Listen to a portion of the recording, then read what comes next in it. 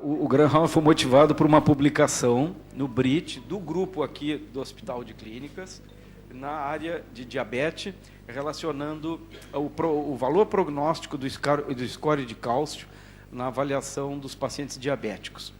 E aí a gente trouxe esse assunto e convidamos o professor Rode e o professor Gross e a professora Mirella para montar esse Grand Round para nós. Eu queria fazer uma pequena provocação só, de um e-mail que eu recebi de um paciente meu. Tá? Ele me mandou dizer assim: e aí, Nazi, tudo bom? Tudo bem, eu cortei o tudo bom e tudo bem. Como é que é esse negócio de estatina? Olha o quarto e o quinto item. Vou começar pelo primeiro. Ele me mandou tudo isso que ele achou num site, porque sabe que os pacientes agora acessam todos os sites. Eles sabem tudo. A gente tem que estar preparado no consultório, porque eles estão perguntando bem embasados. Olha só esse remédio que tu mandaste eu tomar.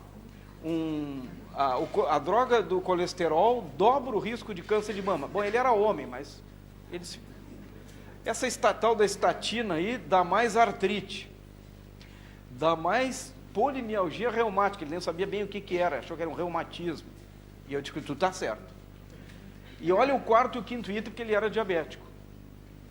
Estatina aumenta o risco de desenvolver diabetes tipo 2. Tu está me dando um remédio que piora o diabetes? Vejam como os pacientes não são burros. E aí o último, que ele ficou mais enlouquecido ainda, e aí eu também, que a progressão da calcificação vascular aumenta com o uso da estatina. Esse é um artigo publicado em 2002. E aí eu digo: fui lá atrás do site, passo o próximo, e o artigo está aí. Olha só, ele me mandou no final o site para eu acessar o artigo. Não contei, era surpresa, eu não contei isso aqui.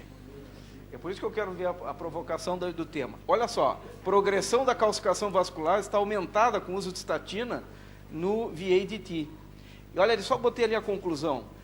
Eles dividiram dois grupos de pacientes que eles acompanharam um período de 4 anos, 6. Aqueles que usavam mais do que 50% do tempo a sua estatina tiveram progressão da calcificação arterial coronária e aumento da calcificação na artéria da aorta abdominal. E em relação aos que tomaram menos de 50% das visitas que eram checadas, os caras que não tomaram se beneficiaram mais, pelo menos em termos de calcificação. Bom, professor Rode e professor Mirella, esse foi o e-mail que eu recebi e eu preciso responder para ele. E eu disse: não, mas amanhã tem um Grand Round. Professor Rode.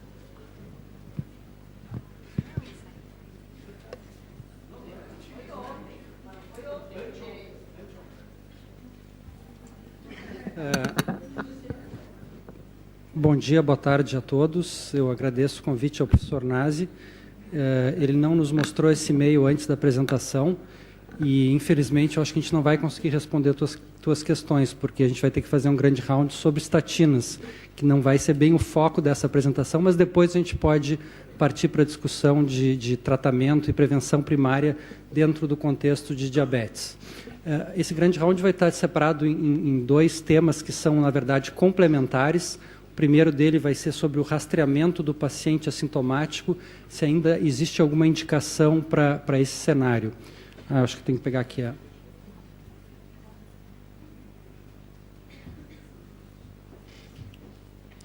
E eu vou pretender, então, nos próximos 20 minutos, revisar alguns conceitos tradicionais sobre aterosclerose e diabetes, como é que foi a evolução do conhecimento dentro desse cenário, em especial sobre o papel da avaliação de isquemia silenciosa, falar então sobre o estudo mais importante que tem dentro desse cenário da avaliação e rastreamento de pacientes diabéticos assintomáticos, que é o estudo DIAD, publicado no JAMA em 2009, e na prática, quais são as recomendações de rastreamento de doença arterial coronariana no paciente diabético assintomático.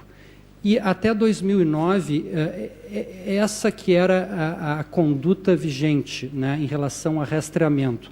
essa é uma estratégia de avaliação e diagnóstico que é muito lógica e que é muito intuitiva, como a gente vai ver. Então, até 2009, a maior parte das diretrizes, inclusive a ADA, a Associação de Diabetes Americanas, recomendava rastrear a maior parte dos pacientes, em especial aqueles que tivessem pelo menos 2 ou mais fatores de risco para doença cardiovascular e mesmo estando assintomáticos, recomendavam fazer uma avaliação de isquemia nesses pacientes.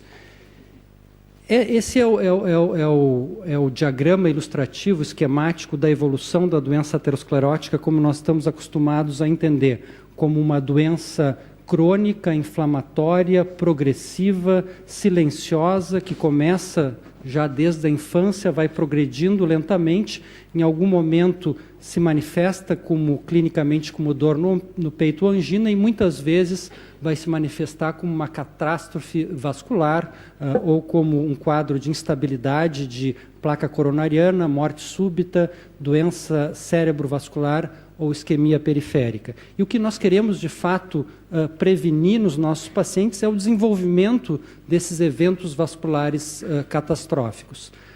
Muitas vezes os pacientes não desenvolvem dor no peito antes de desenvolver esses eventos. Em particular, o paciente diabético, sabidamente, ele muitas vezes tem essa evolução de uma forma com sintomas muito atípicos ou de forma silente, o que torna, então, o processo aterosclerótico no paciente diabético um pouco diferente.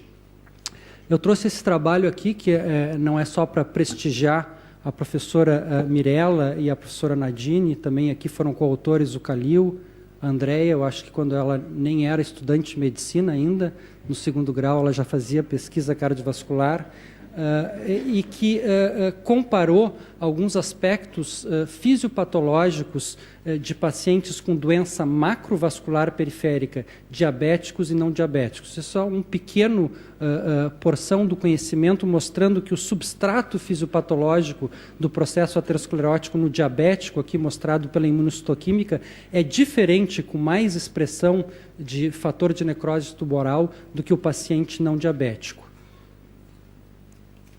Isso a gente, então, resume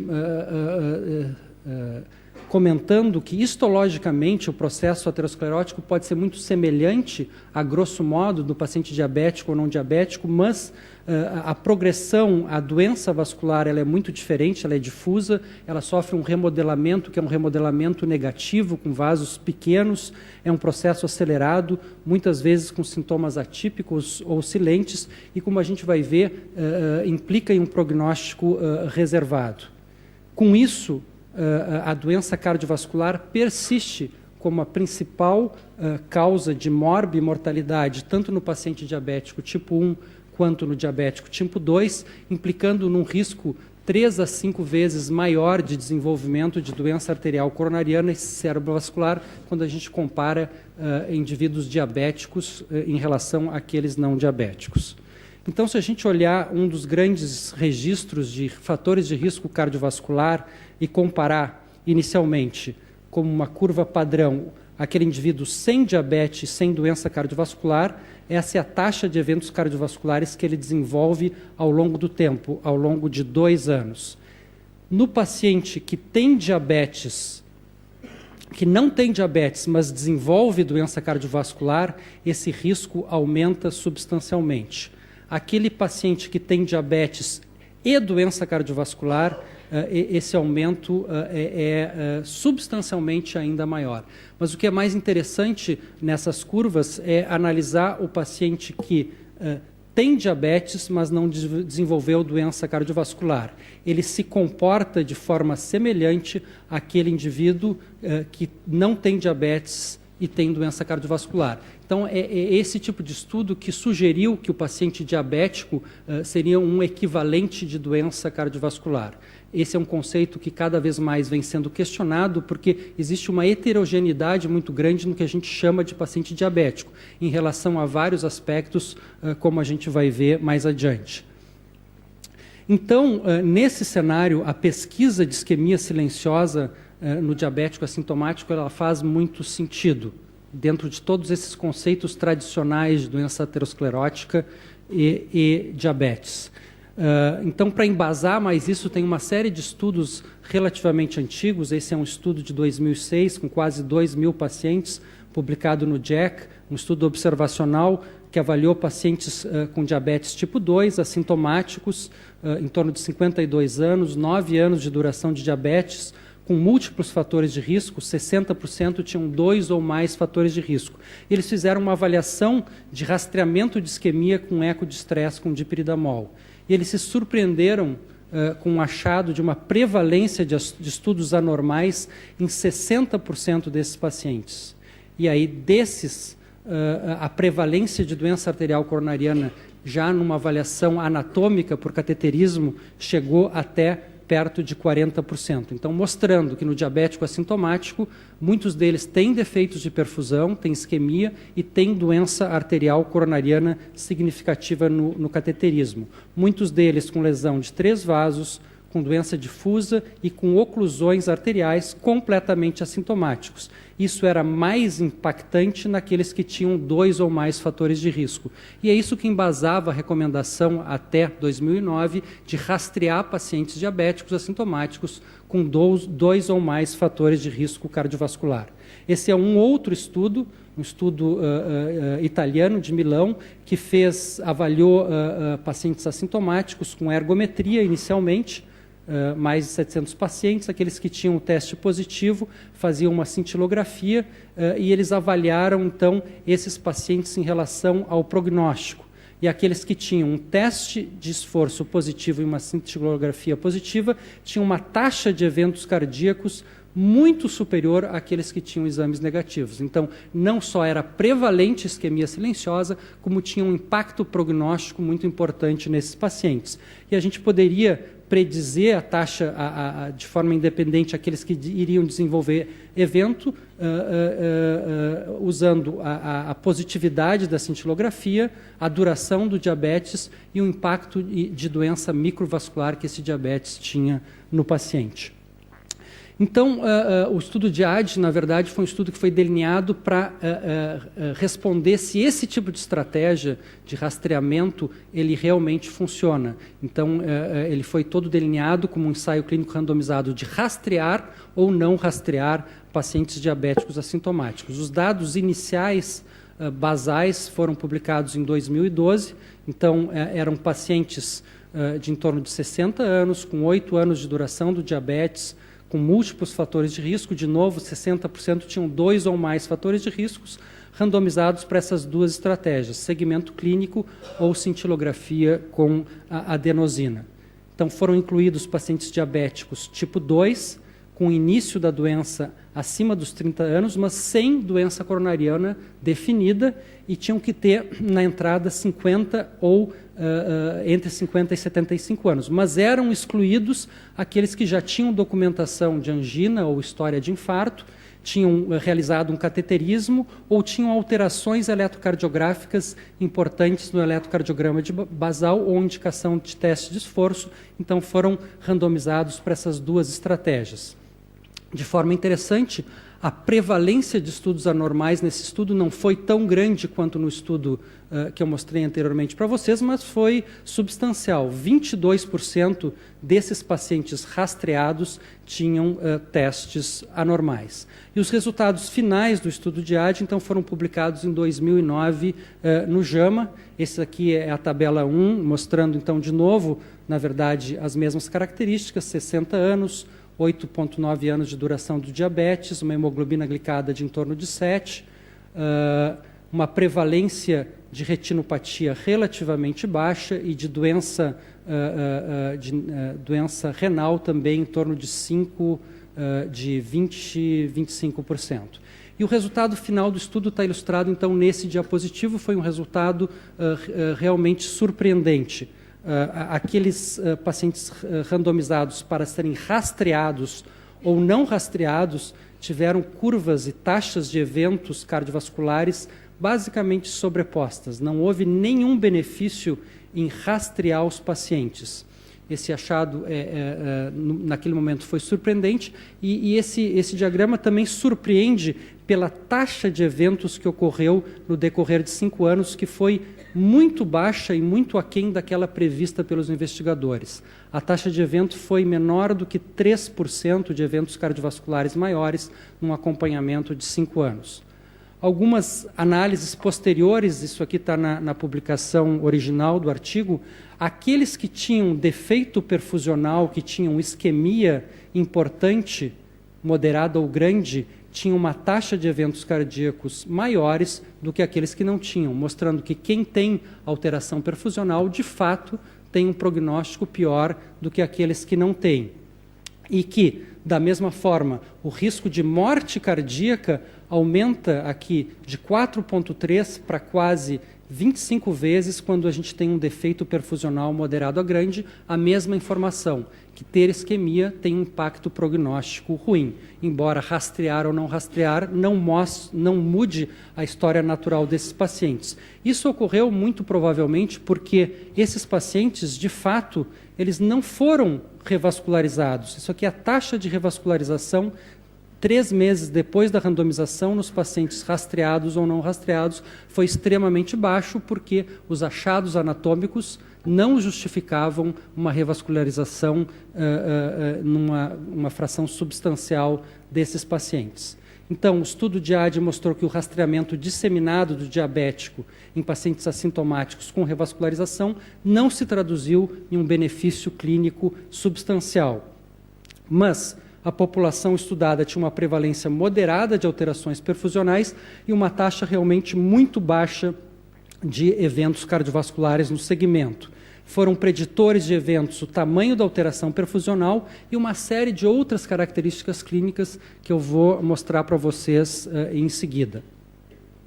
Então, nesse momento, o pêndulo que até 2009 era para rastrear a maioria dos pacientes, passou para não rastrear ninguém mais com diabetes assintomático. Isso é traduzido pela diretriz da ADA de 2013, que dessa vez mostra claramente a recomendação no paciente assintomático que não vale a pena rastrear pacientes desde que os fatores de risco sejam tratados intensivamente.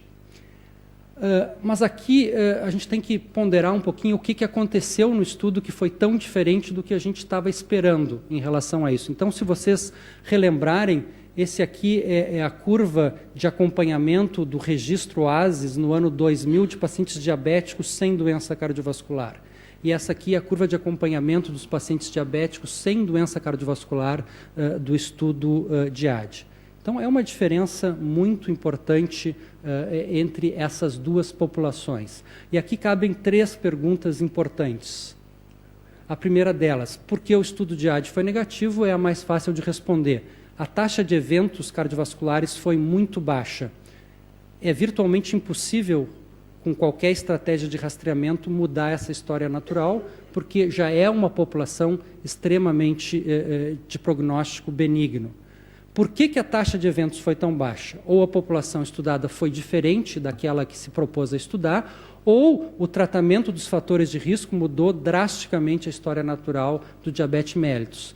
Provavelmente as duas coisas devem ter ocorrido simultaneamente. E a outra pergunta é se existe, então, uma população de diabéticos de alto risco e que poderiam, porventura, e a gente não tem essa resposta, ter algum benefício com alguma estratégia de rastreamento. Sim, existem inúmeras características de risco cardiovascular e algumas delas foram até respondidas pelo próprio estudo de AD. Esses são os preditores clínicos de eventos. Então, quem tem duração do diabetes mais prolongada, quem tem insuficiência renal, quem tem dislipidemia, homens que tem microalbuminúria, ou que tem neuropatia periférica, ou que tem disfunção autonômica, ou que tem doença vascular periférica, são pacientes de muito mais alto risco de eventos cardiovasculares. E talvez uma composição dessas características mostre um subgrupo de pacientes em que haveria algum tipo de benefício para o rastreamento.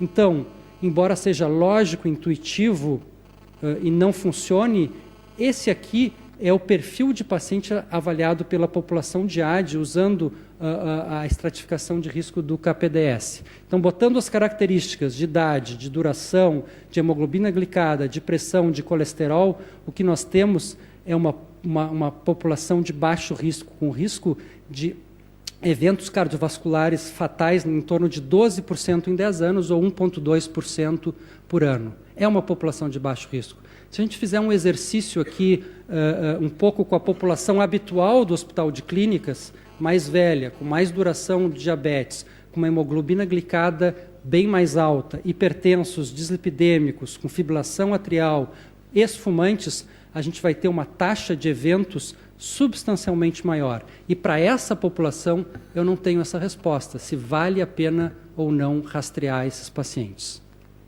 O que as recomendações, para finalizar, nos sugerem? Essa é a recomendação atual da Associação de Diabetes Canadenses, publicadas em 2003, sugere rastrear com eletrocardiograma de repouso pacientes selecionados, avaliar a isquemia para pacientes com sintomas ou doenças associadas e referir os pacientes que têm a isquemia induzida para um especialista. Especificamente, quem deve ser rastreado com um eletrocardiograma de base? Diabéticos assintomáticos com mais de 40 anos ou aqueles com mais de 30 anos que têm uma duração de diabetes maior que 15 anos. Também aqueles que têm dano em órgão-alvo, microvascular ou que tenham múltiplos fatores de risco, recomendando um eletrocardiograma basal de repouso e repetir esse exame a cada 2 anos. A Associação de Diabetes Canadense sugere a gente rastrear ainda pacientes com avaliação de isquemia por imagem ou isquemia por teste de esforço, aqueles pacientes com sintomas, obviamente, típicos ou atípicos, ou aqueles sem sintomas com doenças associadas, doença arterial periférica, manifestação cerebrovascular ou que tenham alterações no eletrocardiograma de repouso que foi feito, em especial se tem ondas Q nesse eletrocardiograma de repouso. Recomenda preferencialmente um teste de esforço em esteira ou para aqueles que não podem se exercitar ou que têm um eletro que não é interpretável, fazer um eco de estresse ou uma imagem nuclear farmacológica. Essa é uma recomendação da maior parte das diretrizes, provavelmente também não é baseada em grandes evidências científicas. Então, para finalizar, eu acho que a mensagem final é que rastrear a maioria dos pacientes, provavelmente a gente não vai ter um benefício. Não rastrear nenhum paciente não é a recomendação habitual. Acho que a gente tem que pensar no rastreamento seletivo, certamente com eletrocardiograma de repouso, e talvez em pacientes muito selecionados ainda exista um espaço para avaliação de isquemia, ou por teste de esforço, ou por uma imagem de indução de isquemia. Muito obrigado.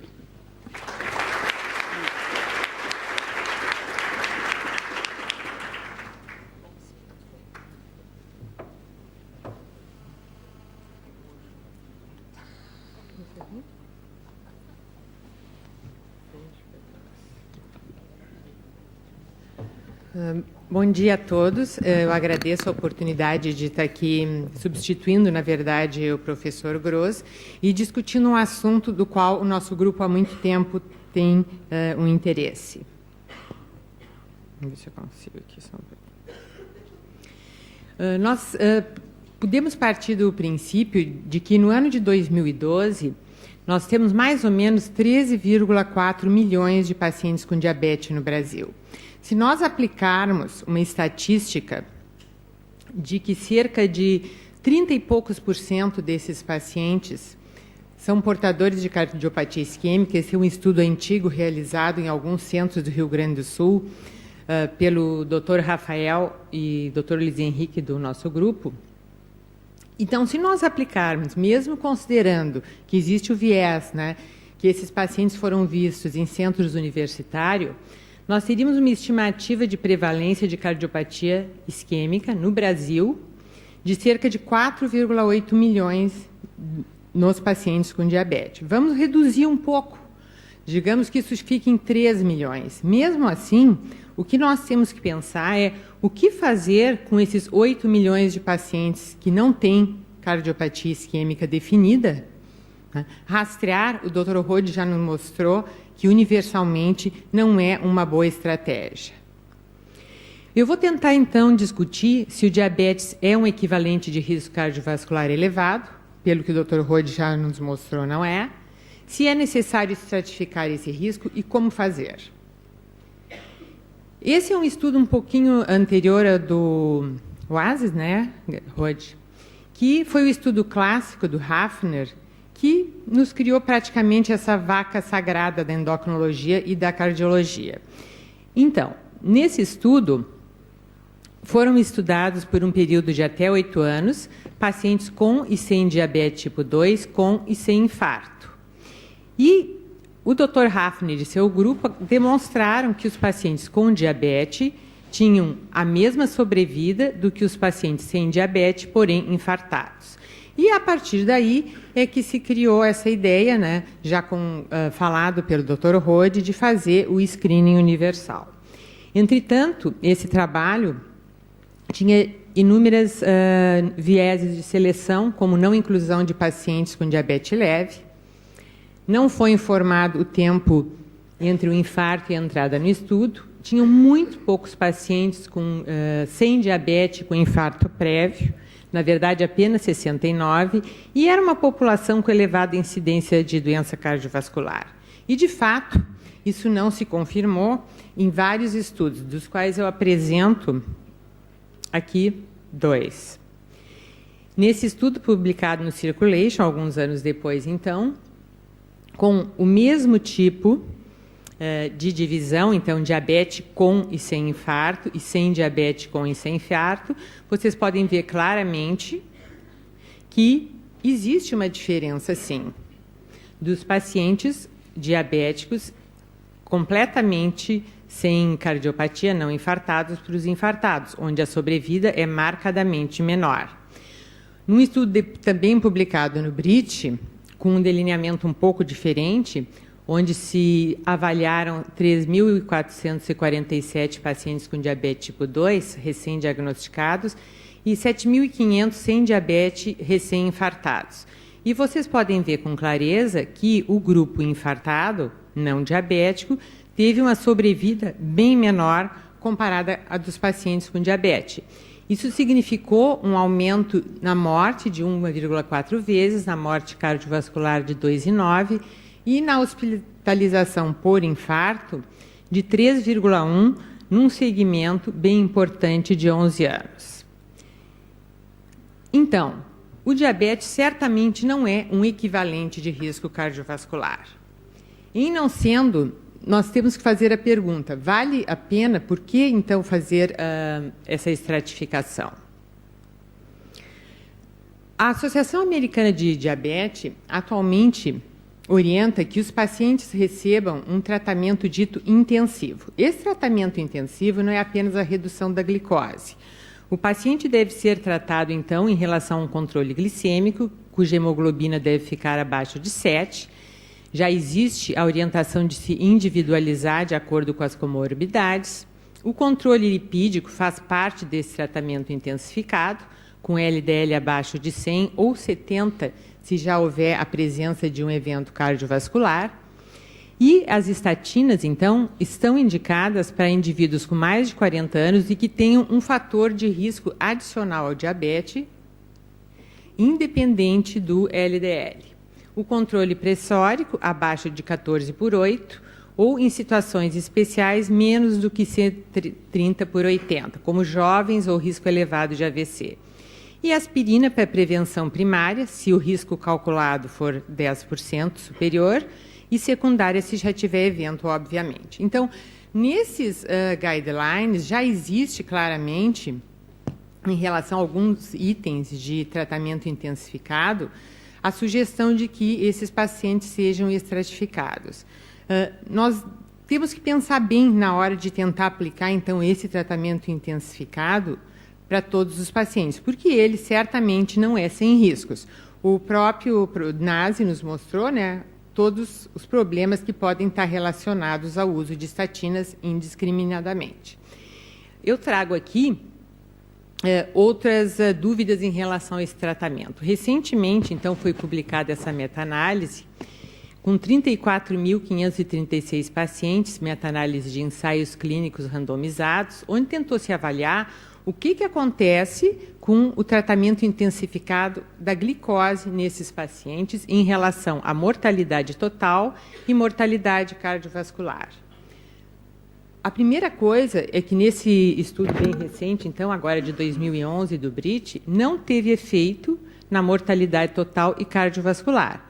O efeito observado foi em relação ao infarto, com uma redução de 15% naqueles pacientes que fizeram tratamento intensificado para tentar normalizar a hemoglobina glicada.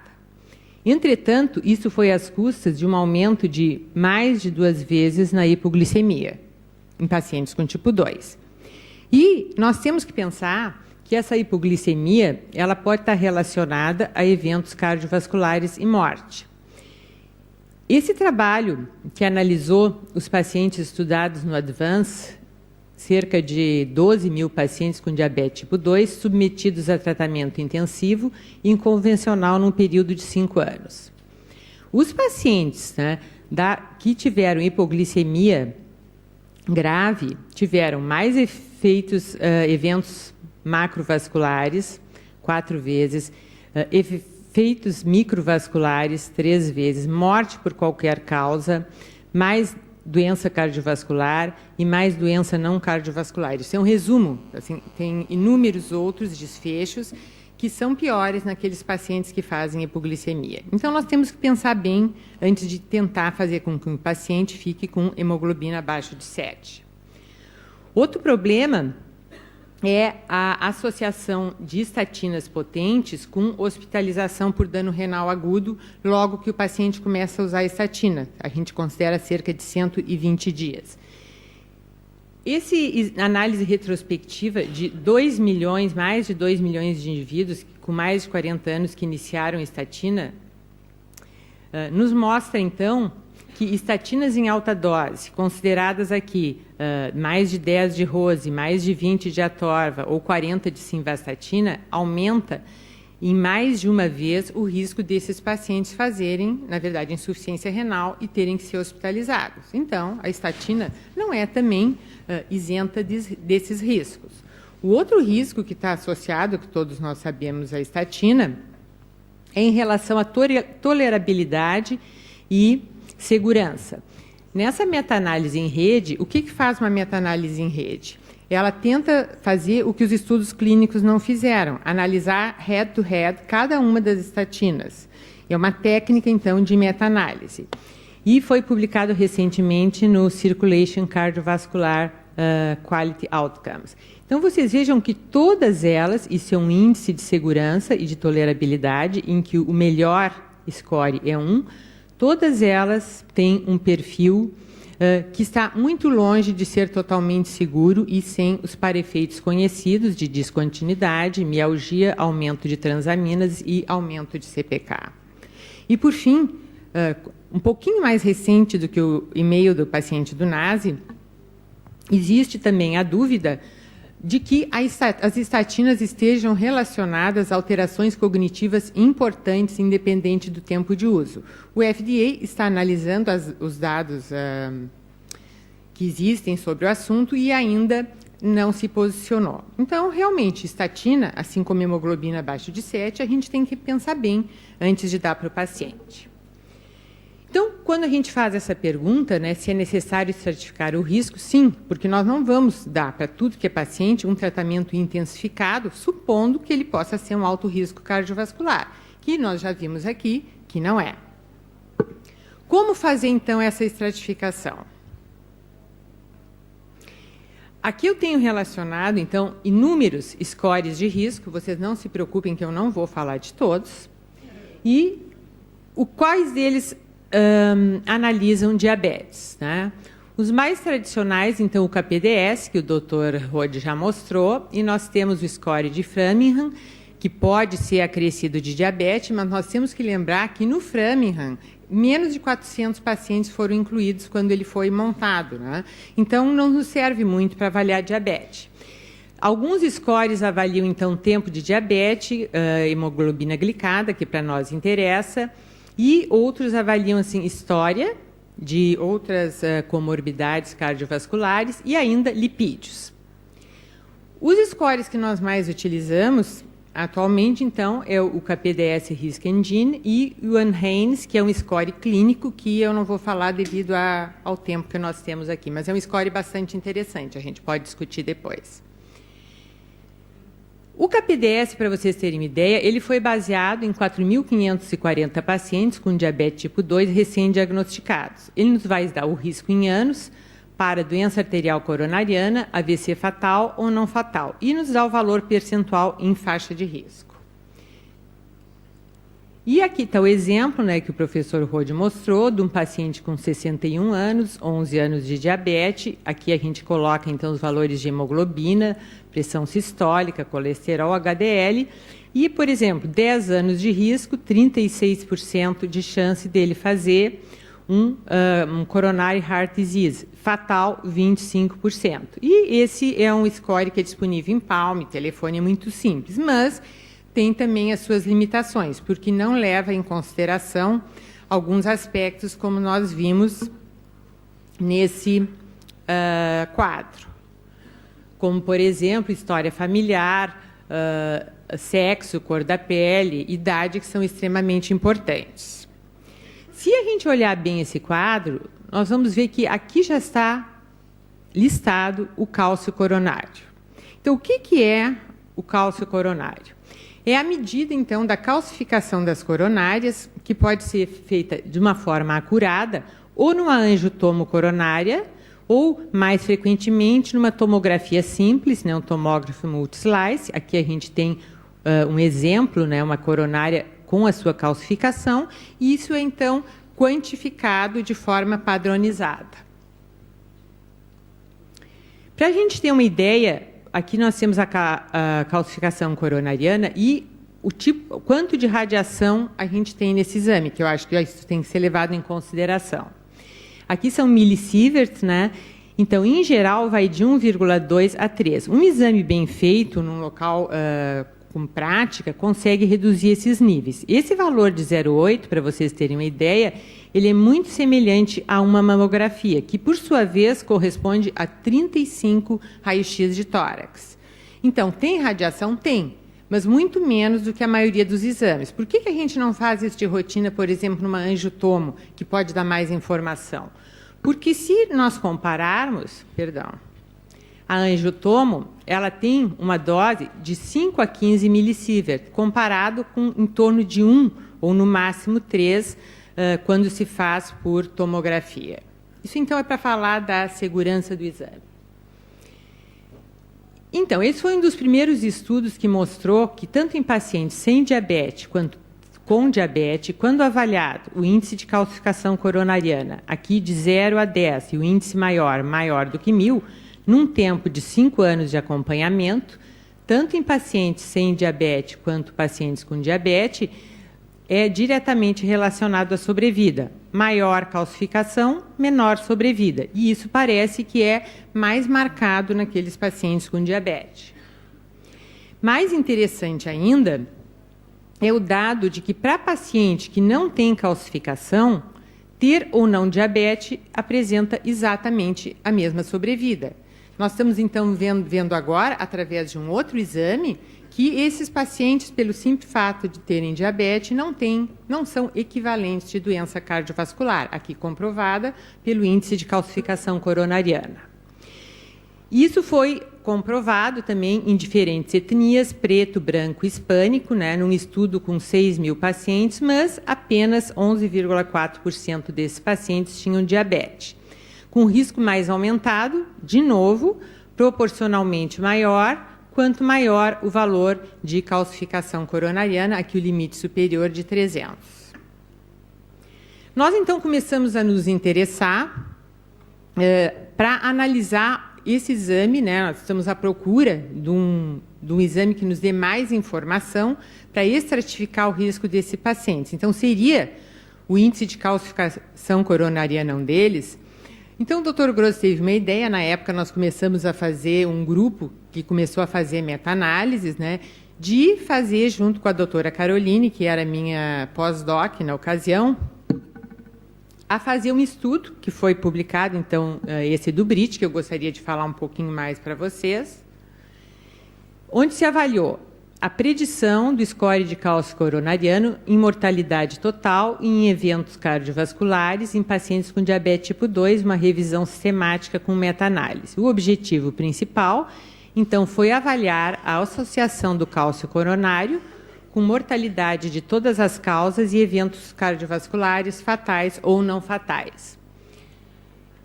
Nós incluímos, então, estudos observacionais prospectivos em pacientes com diabetes tipo 2 e, para cálculo de risco relativo, nós utilizamos o índice de calcificação, que eu vou resumir agora por CAC, maior ou menor do que 10. No estudo de mortalidade total, nós tivemos 6.521 pacientes e uma taxa de 12,3% de eventos, 5 anos de acompanhamento. Quando se analisaram apenas os eventos cardiovasculares, 4 estudos foram incluídos, 1.800 pacientes e 19% de eventos, e mais ou menos também 5 anos de acompanhamento. Um dos nossos resultados principais, então, foi acerca da mortalidade total e eventos cardiovasculares. Então, cálcio coronariano acima de 10 aumenta em mais de 5 vezes a chance de mortalidade e eventos. Quando se olha só os eventos, esse valor é mais alto ainda, é mais de 9 vezes pela presença desse índice aumentado a partir de 10. Nós resolvemos, então, calcular, porque isso é 9 vezes, 6 vezes, é um pouco difícil na prática clínica, né, a gente quantificar para o paciente o que isso significa. Nós fizemos, então, um cálculo de sensibilidade, especificidade, o likelihood rate, que é a verossimilhança positivo e negativo, para esses 2 desfechos, mortalidade total eventos e eventos fatais e não fatais. O que a gente vê é que, utilizando esse ponto de corte, a gente tem uma sensibilidade muito alta com baixa especificidade para os 2 desfechos. E essa é uma probabilidade, então, pré-teste, né, que nesse tipo de estudo a gente pode utilizar, que a probabilidade pré-teste é, na verdade, a prevalência encontrada de desfechos nos pacientes incluídos no estudo. Para isso, o interesse maior é calcular a probabilidade pós-teste, que é isso que vai te dizer, para aquele paciente que está na frente, qual é a chance que ele tem, então, de ter o evento. Para isso, a gente utiliza esse nomograma, que se chama nomograma de Fagan. Aqui a gente inclui a probabilidade pré-teste, que, na verdade, é os 12,3% de eventos que nós observamos, e, com o cálculo do likelihood ratio, nós vamos chegar à probabilidade pós-teste. Interpretando, então, esse nomograma. Com uma probabilidade pré-teste de 12%, utilizando o CAC maior do que 10, não muda muito, né? É 15%. Mas se nós utilizarmos esse valor menor do que 10, o indivíduo que tem uma probabilidade de ter o evento de 12% com CAC menor do que 10, isso baixa para quase 2%. Então, reduz de forma apreciável em quase 7 vezes. E esse tipo de comportamento a gente observa também para os eventos cardiovasculares. Não muda muito quando a gente utiliza o ponto de corte para cima, né, que é o CAC maior que 10, e se a gente utiliza o menor que 10, a probabilidade pré-teste de 19% baixa para cerca de 2%.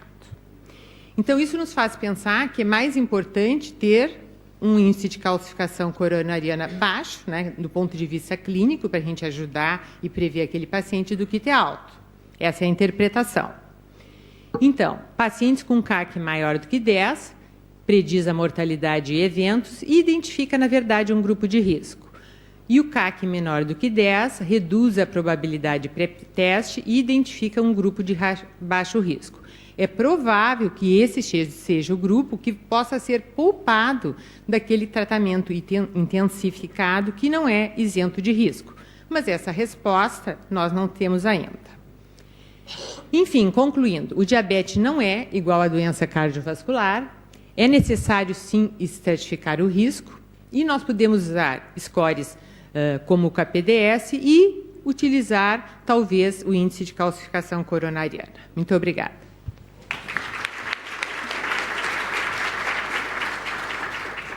Ninguém sai.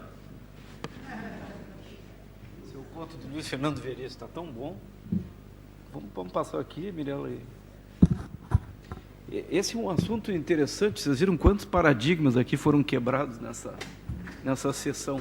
Se é que a gente usa, eu não gosto muito de paradigma, é meio chavão, mas de qualquer maneira, em primeiro lugar eu queria agradecer a vocês, que achei excelente a exposição, extremamente didática, mas eu queria trazer isso para o meu paciente, eu tenho que responder para ele.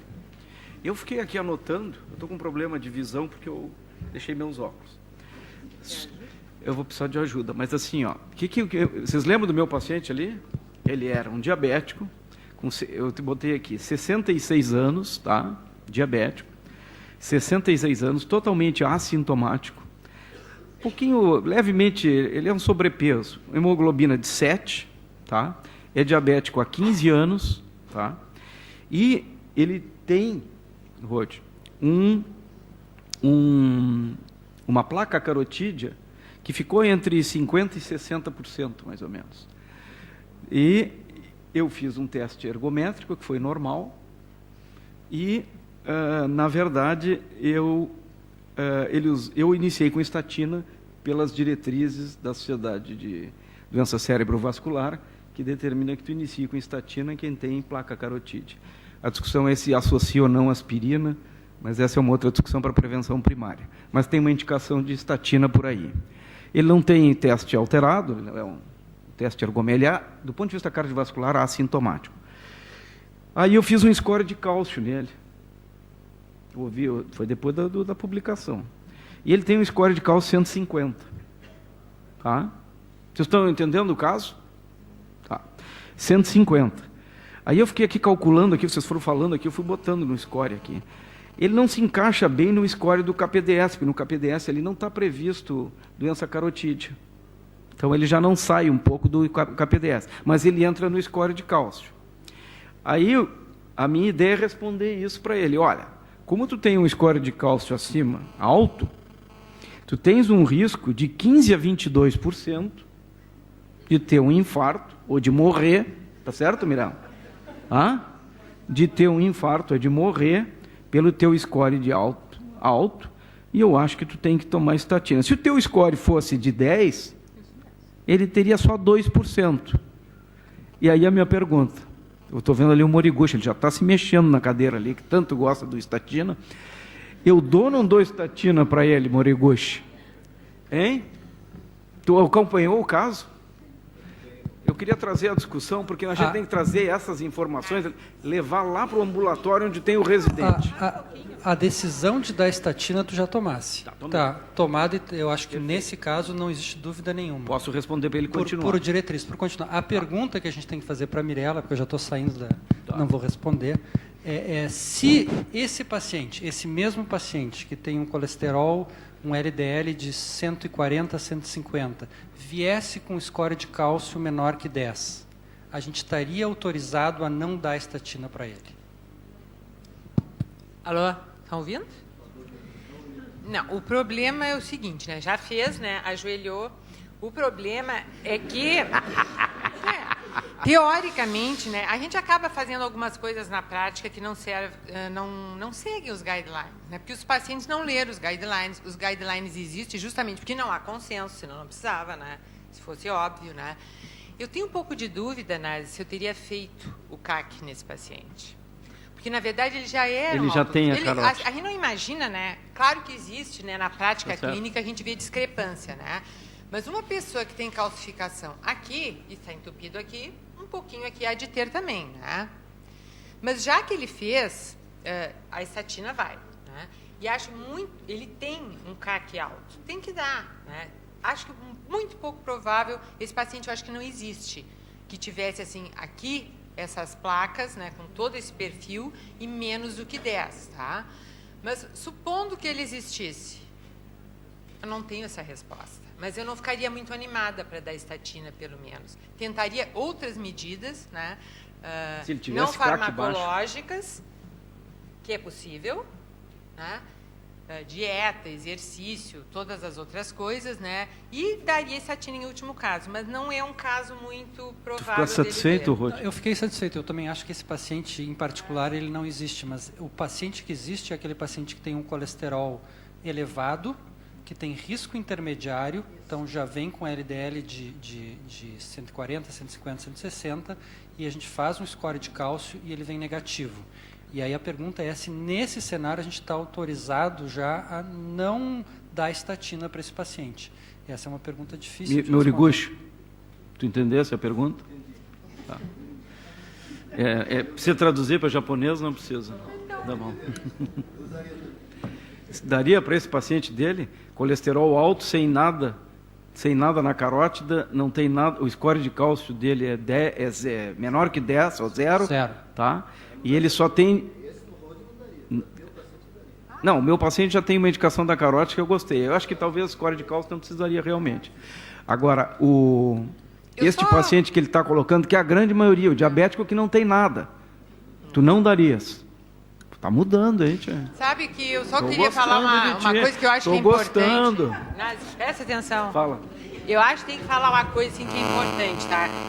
Eu sou assim super fã, né? Super fã do CAC, mais do que ninguém, né?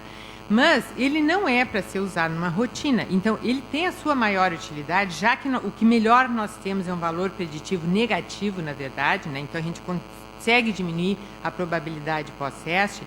Então, ele tem que ser usado naquele paciente que tem um risco intermediário, nesse que tu tem dúvida, mas vou dar estatina, não vou dar estatina. O que tu já sabe que vai dar, na verdade, não precisa fazer, né, o exame. Já é hipertenso, já é diabético, já infartou, ou tenho, né, doença vascular periférica.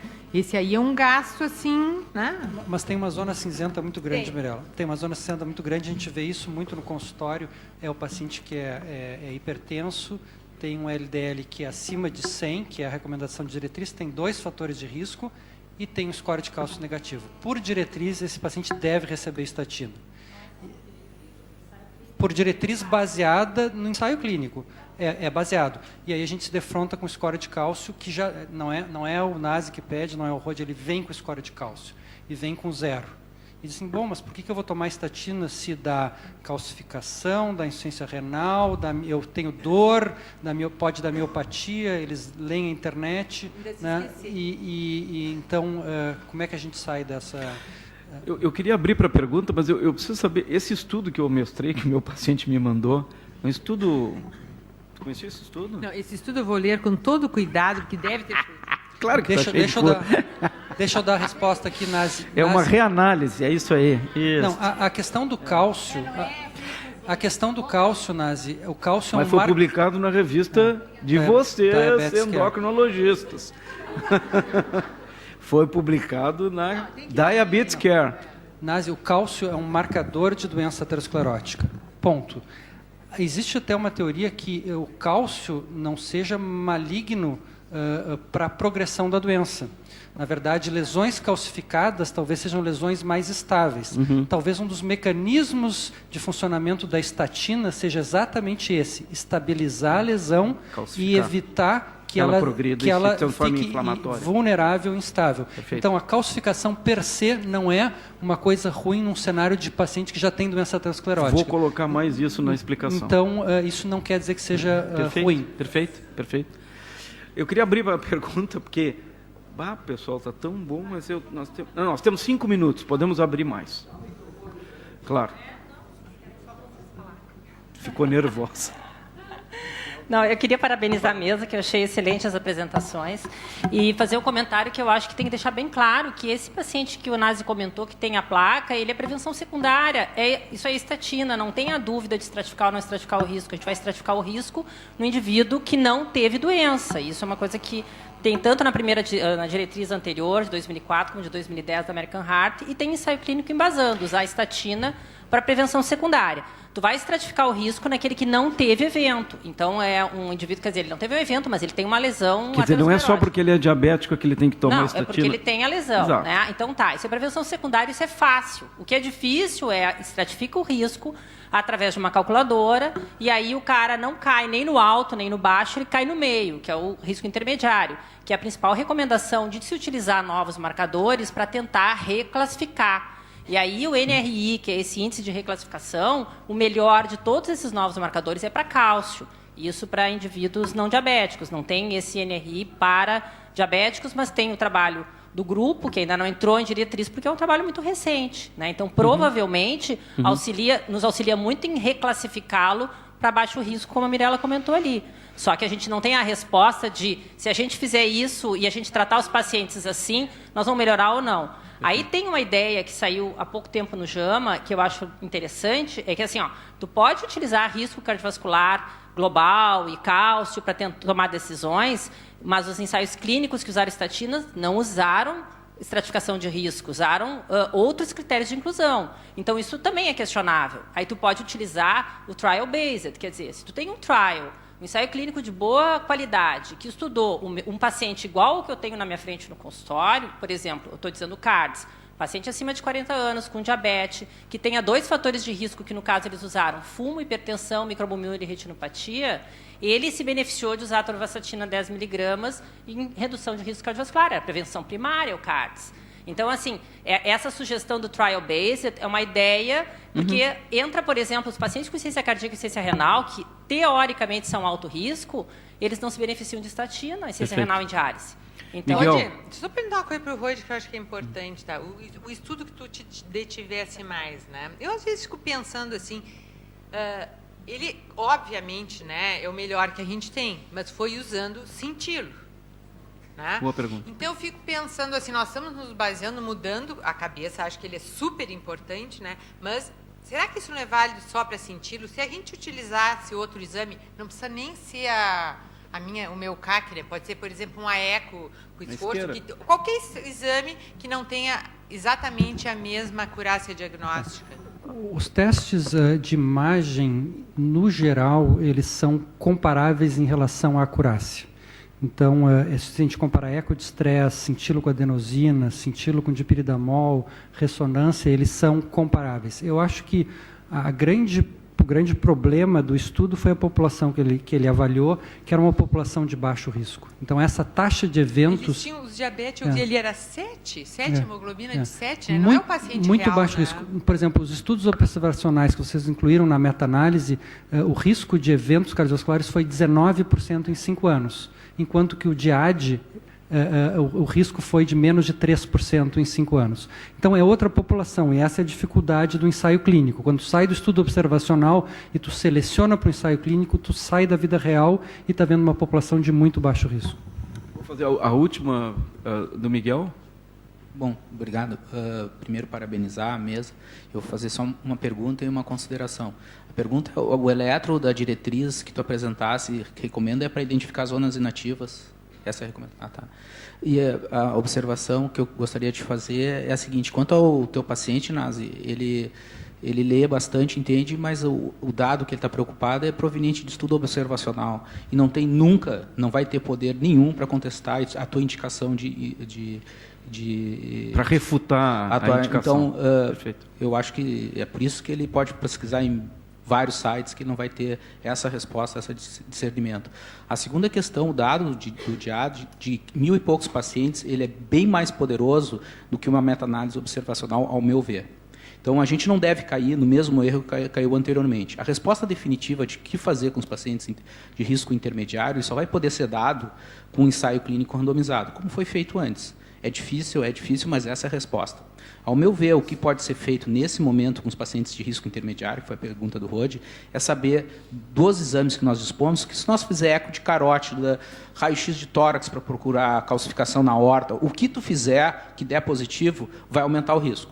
Então, a questão é qual desses exames que a gente agrega mais a possibilidade de reclassificação. E, como disse a professora Beatriz, nesse momento, a melhor evidência é que o score de cálcio coronário é aquele que agrega de todos esses exames complementares. Inclusive, está na diretriz cardiovascular dos pacientes assintomáticos, ele recebe já a recomendação 2A, né, junto com um outro exame. Então, talvez, nesse momento, reconhecendo a limitação da evidência, nos pacientes de risco intermediário, aquele que agregaria a possibilidade seria o score de cálcio. Perfeito. Se Tu fizesse a Você não está mais na radiologia, né? Para nos botar aqui dentro. Né? Não, mas tem, está lá o Pipo, está lá. Professor Pipo. Já tem. A gente consegue pedir pelo SUS? Desde que eu entrei para a radiologia. A cardiologia já pede há 1 ano. Acho que a endócrina não está liberada ainda. Não foi, Pipo? É ou não é, Pipo? É ou não é? Há 1 ano, já tem. Deixa eu só dizer 2 coisas aqui. Primeiro, muito obrigado, achei excelente. A segunda coisa que eu acho que a gente tem que sair aqui com 2 ideias, eu acho que esse foi o motivo do Grand Round. Estatina não tem que estar na torneira de casa. Essa é a primeira informação. Não é um remédio que tem uma série de para-efeitos e alguns até muito graves. E o segundo é esse, que nem todo diabético, isso é uma mudança de paradigma, que significa que é um cardiopata. E eu acho que essas 2 mensagens têm que ficar para a gente seguir e pensando na frente do doente. Muito obrigado, até quarta que vem.